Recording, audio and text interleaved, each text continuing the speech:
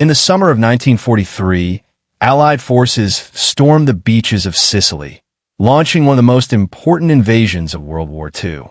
But behind the official battle plans, another war was unfolding, not against the Germans, not against the Italians, but between two egos, two generals, two visions of victory. American General George S. Patton Jr. and British Field Marshal Bernard Montgomery. What followed was not just a campaign. It was a race for history. On July 10, 1943, Operation Husky began. Hundreds of thousands of Allied troops landed on the southern coast of Sicily under heavy fire. The plan seemed straightforward on paper. Montgomery's British 8th Army would push north and east. Patton's American 7th Army would protect Montgomery's flank. At least, that was the official version.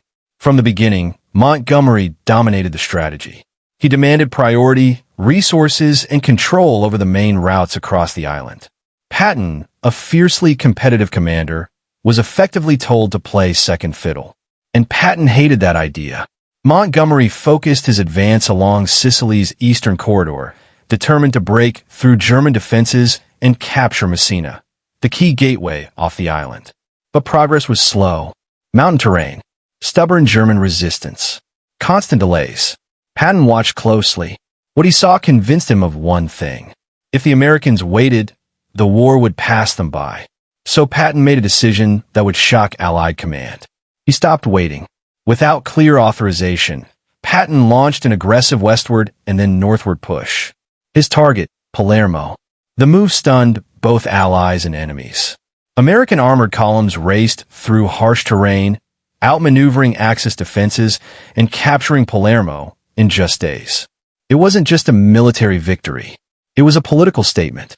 Patton had proven the American army could strike hard, move fast, and win independently. And now, Patton had his eyes on a much bigger prize.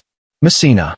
As Montgomery continued grinding forward on the Eastern Front, Patton shifted north along Sicily's coast. What followed was an unofficial race. Two armies, two commanders, one destination. Patton pushed his men relentlessly, by land, by sea, and through the mountains.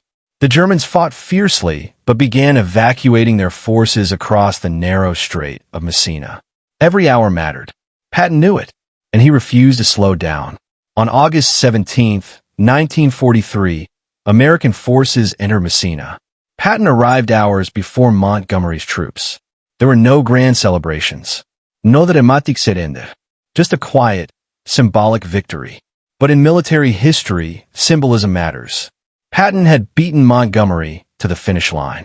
Officially, Allied leaders downplayed the rivalry. Privately, everyone knew the truth. Patton's defiance reshaped the Sicily campaign. Montgomery's caution preserved lives, but cost momentum. Together, their clash revealed something deeper about the Allied war effort. Victory wasn't just about strategy, it was about personality, ambition, pride, and the will to leave a mark on history. The race across Sicily became more than a campaign. It became a legend.